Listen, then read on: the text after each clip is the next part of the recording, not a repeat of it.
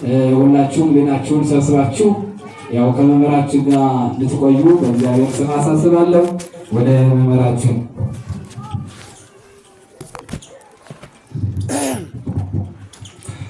ሰማይኩ ጸሎተከ ወርኢኩ አንባከ ጸሎትህን ሰማሁ እንባህንም አየው። እስኪ እጃችሁን ከፍ አድርጉላችሁ። በስመ አብ በስመ አብ ምግብ አልበላችሁም እንዴ? ድምፅ የለም። እስኪ ድገሙ። በስመ አብ ወወልድ ወመንፈስ ቅዱስ አሐዱ አምላክ አሜን። የደብሩ የስብከተ ወንጌል መምህራን እንዲሁም ካህናት በውዳሴ ማርያም በኪዳኑ በወንጌሉ ይህን ሕዝብና እግዚአብሔርን ያገናኛችሁ ካህናት፣ ዲያቆናት፣ በዝማሬ ያገለገልሽን አንጋፋ ዘማሪት ፍቅርተ፣ የደብሩ ሕፃናት ዘማሪያን፣ አረጋውያን አባቶቻችን፣ እናቶቻችን፣ ወጣቶች እንዲሁም ሕፃናት ሁላችሁንም በእግዚአብሔር ስም እላችኋለሁ። እንደምን ዋላችሁ? እግዚአብሔር ይመስገን ብለን እንድናመሰግነው ፈቅዶና ወዶ የጠራን አምላካችን ልዑል እግዚአብሔር ዛሬ እንደ ቤተ ክርስቲያናችን አቡሻክር ወይም ደግሞ በዓይነ ሐሳብ ወይም ደግሞ ካላንደር በስድስት የሽቶዋ ማርያም፣ በስድስት ቅድስት አርሴማ፣ በስድስት ቅድስት ሰሎሜ፣ በስድስት ጻድቁ ዮሴፍ፣ በስድስት እመቤታችን ቅድስት ድንግል ማርያም ልጇን ይዛ ከ300 ማለት ከ3 ዓመት ከ6 ወር የስደት ዘመን በኋላ ደብረ ቁስቋም ያረፈችበት ታላቅ ዕለት በስድስት ኢየሱስ ይልቁንም ደግሞ ዘመነ መራዊ ዘመነ ቅበላ የዐቢይ ጾም ዋዜማ ይልቁንም ደግሞ ተፈጸመ ተስፋሁ በማርያም ድንግል ወበቀራንዮ ተሰቅለ መድኃኒት መስቀል የነቢያት ሱባኤ፣ የነቢያት ተስፋ፣ የነቢያት ራእይ የተፈጸመበት ታላቅ ዕለት በቀራንዮ አምላክ ተሰቅሎ ሥጋውን ቆርሶ ደሙን አፍሶ ዓለም የዳነበት ታላቅ ዕለት። እስኪ አመስግኑት እግዚአብሔር በዚህ ቀን ያገናኘን እሱ ነው። ሰዓት 1 ሰዓት እያለ ነው። እኔ ቅድም መምህር ሲናገሩ ነበረ ካለሁበት ደብር 1 ሰዓት ከሩብ 1 ሰዓት ከ20 ጉባኤ መጨረሻችን ነው። አሁን ላይ እኔ ጉባኤ የምጀምረው በጉባኤው መጨረሻ ሰዓት ላይ ነው ማለት ነው። 15 ደቂቃ ብቻ መሰረታዊ የሆነ ቃል ተማምረን እንጨርሳለን። እግዚአብሔር ከሁላችን ጋር ይሁን። አሁን ያለንበት መዲናችን የአፍሪካ ህብረት ስብሰባ ያው ታላቅ ስብሰባ ነው። በዚያ ምክንያት 9 ሰዓት ከመገናኛ የተነሳው አሁን ላይ ነው ገና የደረስኩት። ከተማው ተጨናንቆ መውጣትና መግባት የማይቻልበት ነው። እኔ ደግሞ የምኖረው የካባዶ ስለሆነ 15 ደቂቃ ብቻ አስተምሬ ነው የምሄደው። እናንተም እንደምትፈቅዱ አምናለሁኝ። እግዚአብሔር ከሁላችን ጋር ይሁን። ስለበዛ አይደለም። ታላቁ አባት አቡነ ጎርጎርዮስ ስብከት 15 ደቂቃ 20 ደቂቃ ለእናንተ በአሁን ሰዓት ላይ ትውልዱ አይምሮ ስንት ደቂቃ ይይዛል፣ ስንት ደቂቃ የማስተዋል ህይወት አለው የሚለው ሲዳሰስ በዛ ከተባለ 20 ደቂቃ 30 ደቂቃ እዚህ በላይ ያለው የሚባክን እንጂ እናንተ የምትቀበሉት አይደለም። ምንም እንኳን ሀሳቡ የእግዚአብሔር ሀሳብ ቢሆንም ሰዎች ተረጋግተው የሚማሩበት ጊዜ ቀረ ትናንትና። ዛሬ ላይ ቲክቶክ የሚባል የምትለብሱት ማጭር፣ የምትናገሩት ማጭር፣ የምታስቡት ማጭር እየሰማችሁ ነው አይደል? አዎ ብዙ እያስቸገረን ያለው እና ርዕስም ረዥም ርዕስ ራሱ አትወዱም ራሱ። ከዚህ የተነሳ እስኪ ተናገሩ። ጸሎትህን በሉ ሰምቻለሁ እንባህንም አይቻለሁ። እስኪ ተናገሩ። ጸሎትህን ሰምቻለሁ እንባህንም አይቻለሁ። ድገሙት ለሶስተኛ። ጸሎትህን እንባህንም አይቻለሁ። ስለ ቃሉ እግዚአብሔር የተመሰገነ ይሁን። ሁለተኛ ነገሥት ምዕራፍ 20 ቁጥር አንድ ጀምራችሁ አንቡት። ቁጥር 5 ላይ ነው ያለው። ይህንን ቃል የተናገረው እግዚአብሔር ነው። ማን ነው? እግዚአብሔር ነው። ይህ ቃል የተነገረለት ደግሞ ሕዝቅያስ የሚባል ታላቅ ንጉሥ ነው። ይህንን ስለምን መረጥኩት ከተባለ ቀጣዩ አብይ ጾም ስለሆነ ሃይማኖት ባለበት ጾም አለ፣ ጾም ባለበት ሃይማኖት አለ። ሰዎች በሃይማኖታቸው ተነስተው ይጾማሉ፣ በሃይማኖታቸው ተነስተው ይመጸውታሉ፣ በሃይማኖታቸው ተነስተው ይሰግዳሉ፣ በሃይማኖታቸው ተመርተው ፍቅርንና ሰላምን ይቅርታን ገንዘብ ያደርጋሉ። በማቴዎስ ወንጌል ምዕራፍ 6 ላይ እንደምታዩት ጾምን ሙሉ የሚያደርጉ 4 ነገሮች ናቸው። አንደኛው ምጽዋት ነው፣ ሁለተኛው ጸሎት ነው፣ ሶስተኛው ይቅርታ ነው፣ አራተኛው ስግደት ነው። እነዚህ ከጾም ጋር ከሌሉ ከንቱ ነው የሚሆነው። ስለዚህ ቅድም ቅበላ ተብሏል። ስለ ቅበላ 2 ነገሮችን እናያለን። በራገር መርም ስለነገሯችሁ ቅበላ ማለት እኛ የምናየው ጾምን የምንቀበልበት መስሎ ሊታየን ይችላል።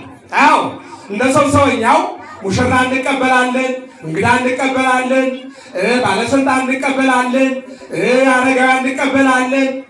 እንዲህ እናያለን። እንደ ባህልም እንደ ሃይማኖትም እንደ ሀገር። ትልቁ ግን አማናዊ የሚባለው ግን ዓለም ክርስቶስን የተቀበለችበት ዘመን ነው።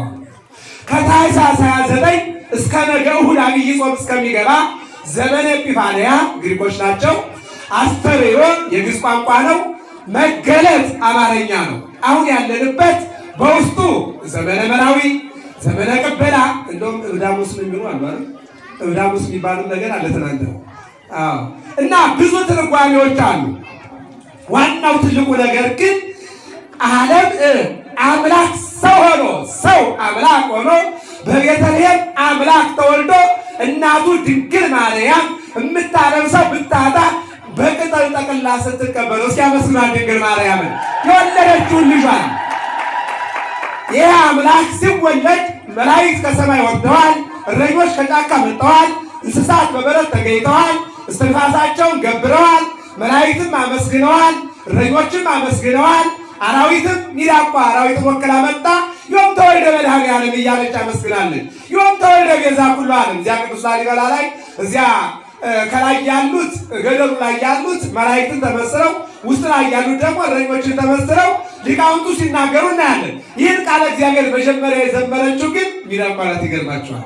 ዮም ተወልደ መድኃኔዓለም እያለች እየዘለለች ከዚያ መላእክትን አይታለች፣ ከዚያ እረኞችን አይታለች፣ ከዚያ እንስሳትን በአራቱ ባህርያተ ሥጋ 4 ምስራቀ ወምዕራበ ሰሜነ ወደቡበ በአራቱም አህጉር ወንጌል ይሰበካል። የአምላክ የሰው መሆን የድንግል ማርያም ወላዲተ አምላክ መሆን ይነገራል ሲሉ በበረት ውስጥ መላእክት፣ እረኞች፣ እንስሳት፣ አራዊት አንድ ሆነው እግዚአብሔርን አመስግነዋል። እስኪ አመስግኑት እናንተ ማን ጊዜ። ስለዚህ የመጀመሪያው መገለጥ ማለት ተወልዶ መታየቱ ነው። ሁለተኛው መገለጥ ማለት በዮርዳኖስ ተጠምቆ መታየቱ ነው። ሶስተኛው መገለጥ ማለት በቀራንዮ ልበ አምላክ ዳዊት እግዚአብሔር እሰ ንጉሥ ውእቱ እምቅድመ ዓለም ወገብረ መድኃኒተ በማእከለ ምድር። እግዚአብሔርማ ከዓለም አስቀድሞ ንጉሥ ነው። አንድም እግዚአብሔርስ ከዓለም አስቀድሞ ንጉሥ ነው፣ ይልቁንም ዓለሙን ለማዳን በቀራንዮ ተሰቅሎ ዓለሙን አዳነ የሚለው መገለጥ ማለት ራቁቱን ሰቅለው ይሄ እኮ ነው የአይሁድ ንጉሥ እያሉ ንጉሥ ነኝ እያለ ራሱን የማያድን እያሉ ሊስቁ ሲሉ ራቁቱን ቀራንዮ ላይ በእንጨት ላይ ሰቅለው ሊሳሳቁ ሲሉ ከ6 ሰዓት እስከ 9 ሰዓት መሳቂያ ሊያደርጉ አምላካቸውን እኔንና እናንተ የማይቆጠር ልብስ፣ ጸጋ፣ ሀብትና ንብረት የሰጠ አምላክን ራቁቱን አድርገው ሊሳለቁ ሲሉ ፀሐይ ጨለመ፣ ወር ደመ ኮነ፣ ጨረቃ ደግሞ ደም መሰለች፣ ወከዋክብት ወርቁ ፍጡነ፣ ከዋክብት ደግሞ ወደቁ፣ መቃብራት ተከፈቱ፣ ዓለቶች ተሰነጣጠቁ፣ የቤተ መቅደስ መጋረጃ ተቀደደ። እነዚህ ሁሉ ለአምላካቸው ክብር ሰጡ። ሰይጣን አፈረ። መድኃኔዓለም በፍጥረታቱ እርቃኑ ተሸፈነ። አመስግኑት የለን አምላክ። ይሄ ነው ዓርብ ማለት በቀራንዮ ዓርብን በቀራንዮ ስትሉ ይህን እያሰባችሁ ነው። ቅዱስ ዮሐንስ አፈወርቅን ጠይቁት እና ያዕቆብ ዘስሩግ ግን ጠይቋቸው። ብክሪዎ ወላህዎ ለታፈቅርዎ ሐዋርያው ቅዱስ ጳውሎስን ጠይቁት። እናንተ የገላትያ ሰዎች ገላትያ 3 ላይ ኢየሱስ ክርስቶስ እንደተሰቀለ ሆኖ ይታያል፣ ተስሎ ይታያል። እንዳታስተውሉ አዚም ያደረገባችሁ ማን ነው ይላል። ስለዚህ ቀራንዮ ብለን ወደዚህ ጉባኤ ስንመጣ ራቁቱን የተንጠለጠለውን አምላክ ማሰብ ነው። ቀራንዮ ብለን ስንመጣ በ5 ምስማር የተሸነከረውን አምላክ ማየት ነው። ቀራንዮ ብለን ስንመጣ ንጉሥ ነው ይገባሃል ብለው የብረት ትብትብ በጭንቅላቱ ላይ አክሊል ብለው ሲደፉበት በአንገቱ የወጣውን ያንን ለእኛ የተፈጸመውን ወይም ያለፈውን መከራ ማሰብ መቻል። ቀራንዮ ስንል 3 ክንድ የሚያክል ጦር በጎኑ ገብቶ ጎኑ ላይ የፈሰሰው ደሙ ለሕይወታችን እንደገና ማየገበው ደግሞ ለጥምቀታችን የሆነውን ማሰብ። ቀራንዮ ስንል ለእኔና ለእናንተ እያማረጥን በረዶ የገባ ወይም የተጣራ ወይም ደግሞ የተቀላቀለ ውሃ እያልን እንጠጣለን። እሱ ግን ውሃ ሊጠይቅ ሆምጣጤ ጠጥቶ አንጀቱ እንዲቆራረጥ የተደረገበትን ማሰብ ነው። ቀራንዮ ስንል የተተፋበትን ምራቅ እነሆ ኃጢአተኞች ጥቅ እያሉ ያለፉበትን አምላክ ማየት ነው። ይህንም ያስተውልልና ለሁላችንም እንዲያድረን መልካም ፈቃዱ ይሆንልን። ስለዚህ ካየን ሁለተኛ ነገሥት ምዕራፍ 20 ቁጥር 5 ላይ ጸሎትን ሰምቻለሁ። ማን ነው? እግዚአብሔር። ማንን? ሕዝቅያስን። ሕዝቅያስ ማን ነው? 18 ላይ ተመልከቱት። በ25 ዓመቱ የነገሰ የዳዊት ዘር ነው። የዳዊት ልጅ ሕዝቅያስ አልወም ቅድሜው አልወም ድሬው እንደ ሕዝቅያስ ያለ እግዚአብሔርን የፈራ እግዚአብሔርን ያስቀደመ አልወም ቅድሜው ከሱ በፊትም የለም ከሱ በኋላም የለም። እንደውም ሲጀምር እንዲዋል በ25 ዓመቱ ንግስና ሲይዝ ይላል ያስቀድመው በእግዚአብሔር ፊት ቅን አደረገ ይላል። የቅን ሰዎች አድርገን መድኃኒዓለም ቅንቅንን ከውስጣችን ያስወጣልን። አሜን በሉ። የብዙዎቻችን ሕይወት ቅንቅን ነው፣ ቅንነት ነው የለም። ስለዚህ በእግዚአብሔር ፊት ቅንነትን አደረገ ይላል። ይቀጥልና እነሆ መስገጃዎችን አፈረሰ ይላል። የምን የጣዖት ልንጾም ነው። አብይ ጾም፣ ትልቅ ጾም፣ አብይ ጾም 55 ቀን 3 አይነት ጾም፣ ጾመ ሕርቃን፣ ጾመ ሙሴ 7 ቀን።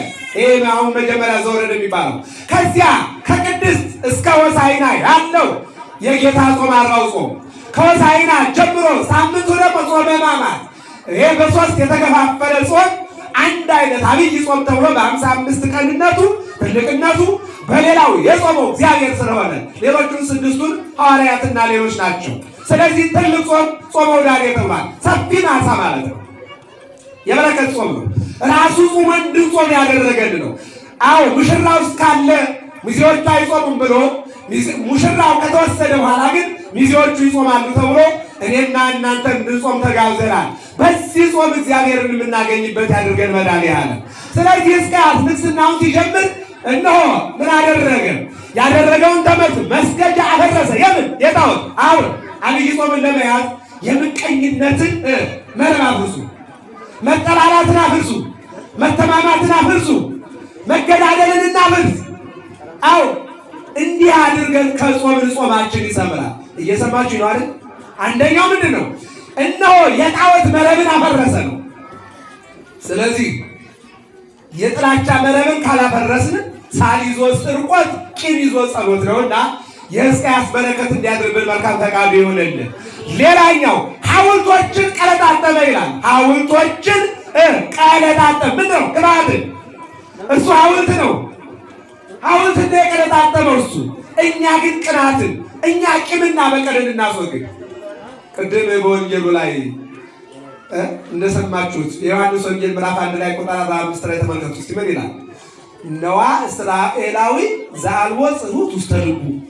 እስኪ ተናገሩ። ቂምና በቀል በሉ። ይኸው አለባችሁ፣ ዝም አላችሁ። ይለያላ።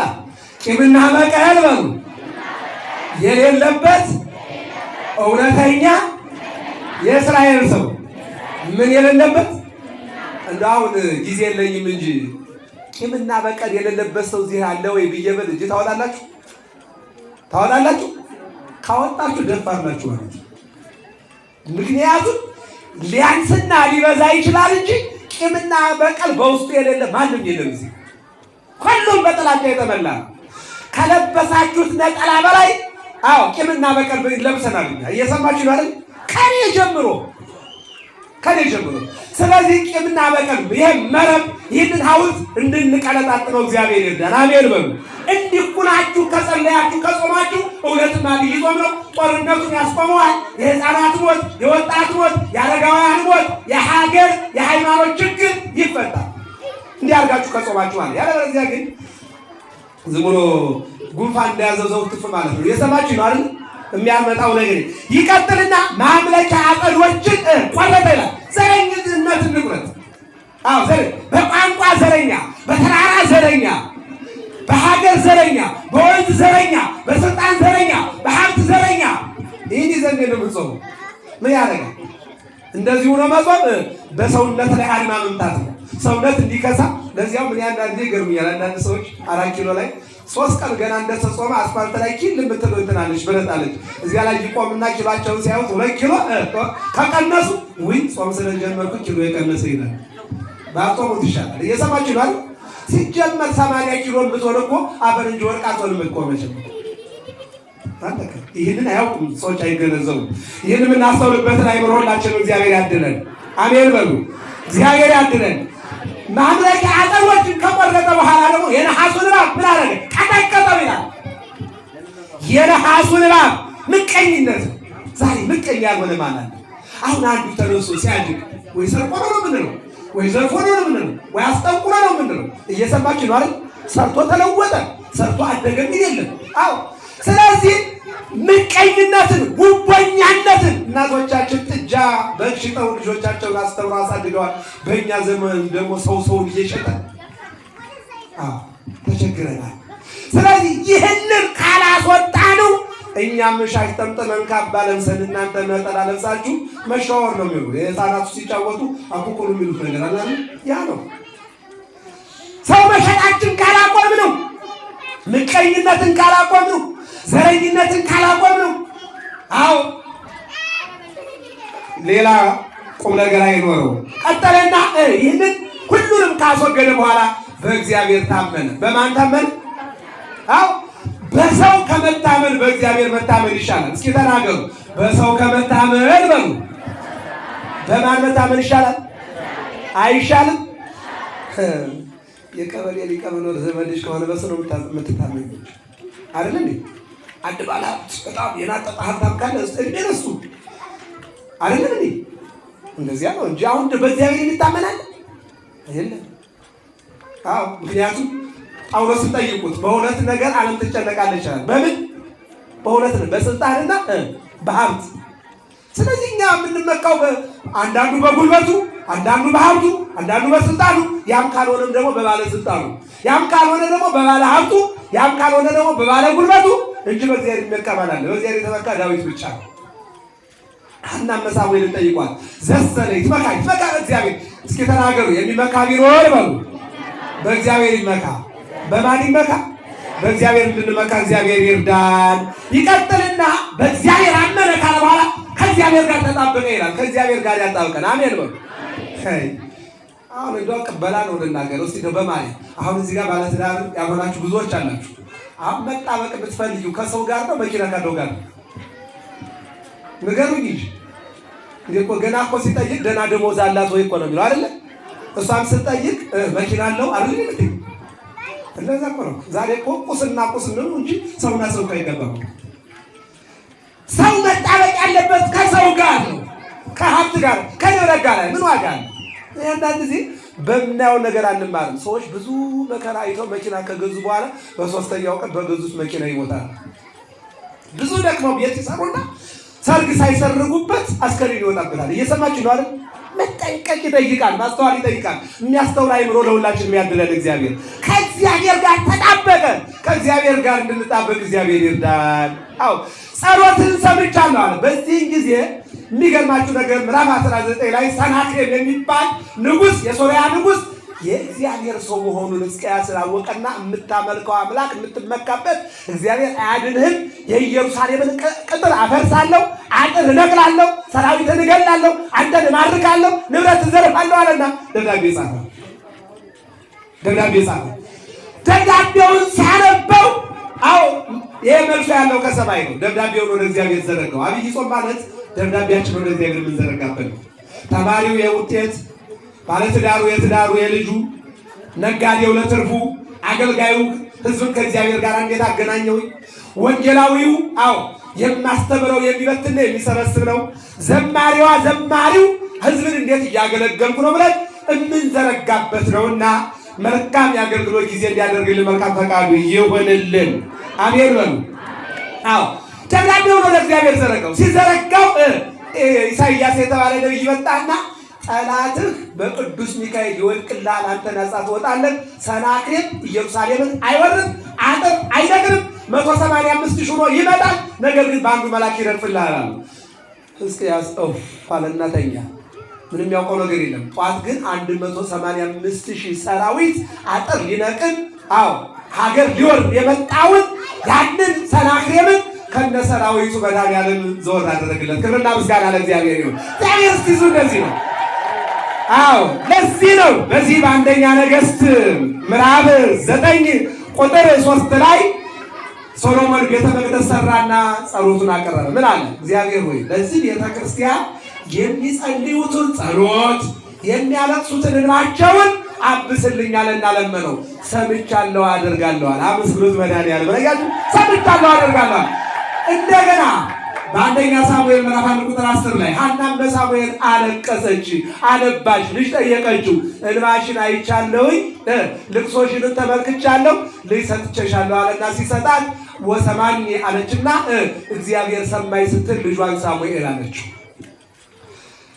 ትንቢተ ኤርምያስ 31:15 ላይ ራሔል 2 ልጆቿን እርገጪ ከጭቃ ጋር ስትባል እንባዋን ወደ እግዚአብሔር ረጨችው፣ ልቅሶዋን ወደ እግዚአብሔር አቀረበችው። የራሔልን እንባ አይቻለሁ፣ ልቅሶዋንም ተመልክቻለሁ። የእሷ ልጆች ባይድኑ ለ600,000 እስራኤላውያን ወደ ከነዓን ለመሻገር ምክንያት ሆናለች ብሎ እንባዋን አበሰላት። ክብርና ምስጋና ለመድኃኒዓለም። አሁን ሕዝቅያስ የመጨረሻው ሕዝቅያስ እግዚአብሔርን በደለ። አይታችኋል አመጣጡ። ያን ሁሉ ሰባብሮ መጥቶ ከእግዚአብሔር ጋር ተጣብቆ እግዚአብሔርን አምኖ ጠላት ተወግዶለት ከዚህ በኋላ ግን እግዚአብሔርን ረሳ። ከዚህ ሰውራችሁ መድኃኒዓለም። እዚህም እኮ አሉ ትዳር እስከሚያገኙ ቤተክርስቲያን ይመጡና ትዳር ሲያመጡ በጥፊ ተመቱ ይመስል የሚቀሩ እየሰማችሁ ነው። ወደዚህ ልጅ ፍለጋ ይመጣሉ፣ ልጅ ሲያገኙ ይቀራሉ። ስራ ፍለጋ ይመጣሉ፣ ማስታወቂያ ቅዱስ ጊዮርጊስ ይሰሩ ይመጣሉ። ስራ ሲያገኙ በዚያው ዘወር ይላሉ። ምነው ቀረሽ? ስራ በዛብኝ። ትናንት እኮ አጣ እኮ ነው የመጣችው። ምነው ቀረሽ? ስራ በዛብኝ። ትናንት እኮ አጣ ነው የመጣው። አያችሁ ሕዝቅያስ ያን ሁሉ አሸናፊነት ከእግዚአብሔር ጋር ተጣብቆ አልፎ መጨረሻ ላይ ግን እግዚአብሔር ረሳ። ሲረሳ ምን አደረገው? ኢሳይያስን ላከ። እስኪ ተናገሩ።